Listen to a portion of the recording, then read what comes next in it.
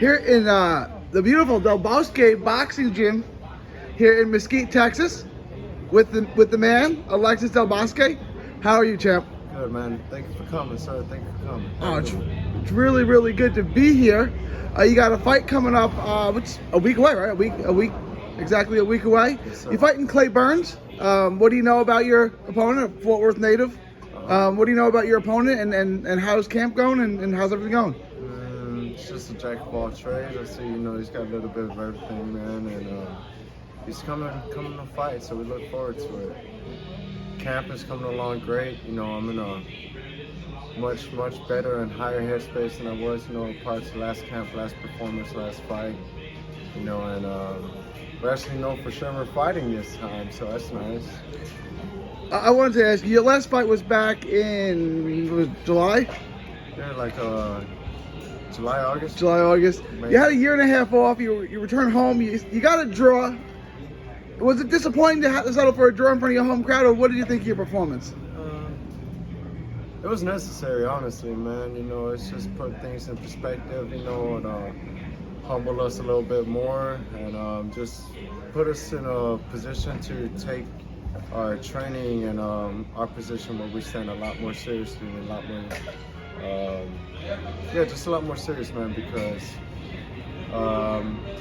it gives us the opportunity to apply ourselves fully. Granted, I wasn't even sure I was fighting that card up until like 2 weeks before it started, what happened, so it was necessary, and now we got the ring rust out of the way. Now we're good to go, man. Were you content with the draw? I mean, did you think you won the fight, or did you accept the draw for what it was? I accept the draw for what it was, man. I'm not a sore loser. It is what it is. You didn't lose. You got a draw, right? I mean, a lot of people thought you won. You had your hometown crowd there. Were you surprised by the draw? I mean, did you think you won the fight, or was you're like, all right, a draw is a draw? That's a draw. It's a draw, man. Now you got Clay Burns coming up. He's been in the ring with Devin Haney. He's been in the ring with Hector Tanahara. He's been on top rank cards. He's a tough guy. Yeah. He's a scrapper. You're more of a pure boxer. How do you prepare for a guy that's going to come at you from 100 different angles and try to rough you up from the opening bell on? You just take it how it is, man. We look forward to it. Got to give them credit, man, because looking for opponents. A lot of opponents, a lot of guys.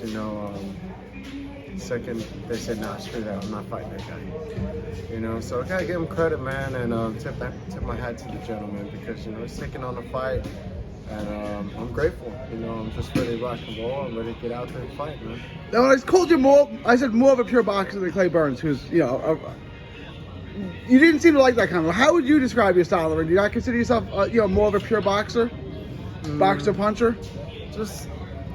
Just jack of all trades, man. At the end of the day, it's in the ring. Once you're up there throwing punches, you adjust as you go. So it's good that growing up in the amateurs, you're able to adjust to certain styles and body types and everything. So you have to box, we'll box. Have to get in there, scrap it out, man. We're able and happy to do that as well, man. Now, before your last fight, you had about a year and a half layoff due to the pandemic and stuff. What did you do to stay sharp, and then what did you do to stay in shape during that long? Because you never had a layoff like that before. So, what did you do to stay in shape and stay sharp during that layoff? I mean, I just stayed here.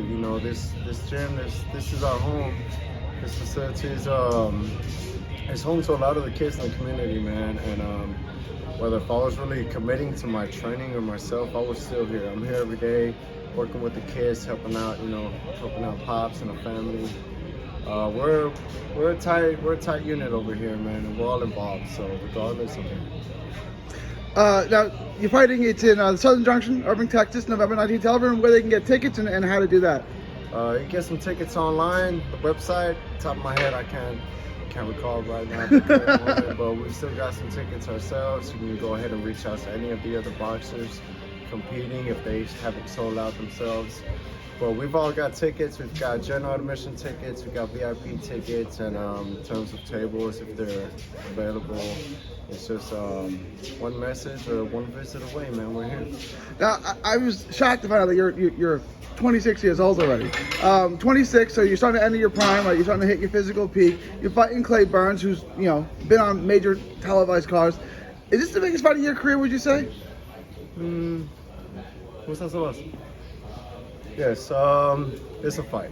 It's a fight. It's a fight. You know, every fight is a big fight. There's no such thing as easy fights. You know, we get ready for each fight as if it were our last. Because, you know, nothing's ever promised, nor is waking up the next day. So, you know, we got to take every fight as serious as possible. We got to thank God and praise God, you know, for allowing us to fight. And we're coming. We're ready, man. We're just ready to rock and roll. It's next week, was the 19th, right? Yes, sir. November 19th, Southern Junction.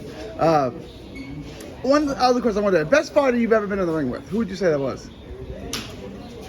Yeah, it's a tough one, man. That's going to have to be one I have to really sit down and think about, man. But I can't really think at the top of my head. One last question before I let you go. The day after your fight, Sean Porter and Terrence Crawford. Ooh. Who you got and why? Oh man, I just love to watch the fight for what it is, man. You know, The fans are the winner in that one, right? yeah, like either way, man, it makes it a lot more exciting just to watch it and not go for size. Really.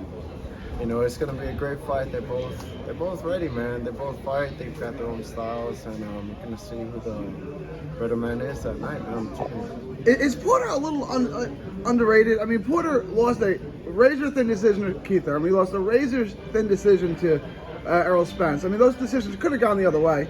If he had both those wins, would his career be viewed like in a different light? Like, is he underrated because those decisions went one way and not his?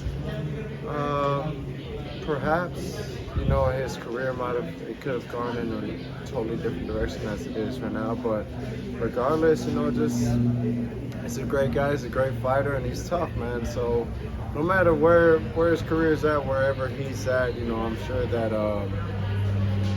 it's not going to slow him down for whatever, man, for anything. So it's going to be a good night for the both gentlemen, and got to wish him luck, and, you know, just praise God at the end of the day. You know, he's the one that dictates and determines the outcome of all. Tell everyone where they can find you on social media. You can find me on Facebook, Alexis Del Bosque, and Instagram, Alexis L27. So we'll see you guys there at the Southern Junction Friday night, and ladies, everybody. See you guys there. See y'all soon. Alexis Del Bosque. God bless you. Thank you. Thank you.